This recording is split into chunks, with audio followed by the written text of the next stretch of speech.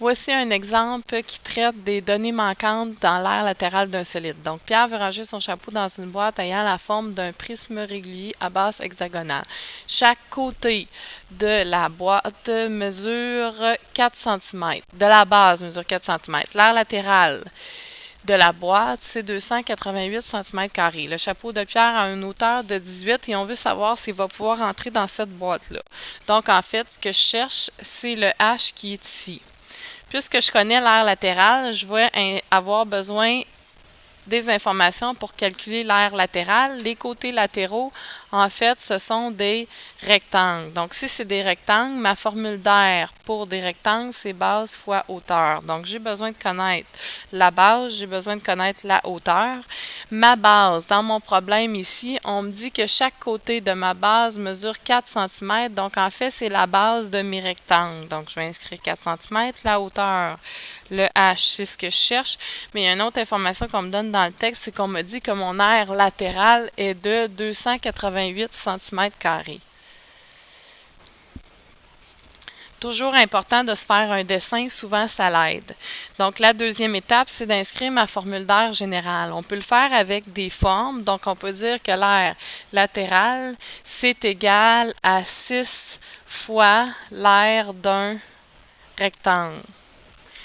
Maintenant, je vais écrire ma formule plus spécifique. Mon aire latérale, c'est égal à 6 fois, puis l'aire d'un rectangle, c'est base fois hauteur. Donc maintenant, je suis rendue à l'étape 3, c'est-à-dire que je vais remplacer par les données que je connais.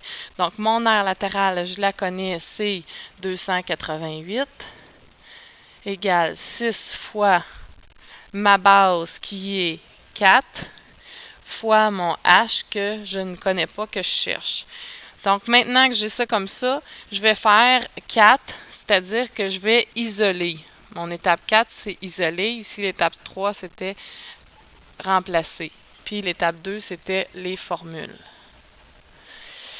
Donc, je vais isoler, donc je vais faire les opérations inverses. Ce que je peux faire ici, je peux multiplier les deux ensemble 4 fois 6 pour me donner 24, ou je peux les enlever un après l'autre. Donc, je peux multiplier ensemble, donc ça va me donner 24 fois H, et ici, j'ai toujours mon 288.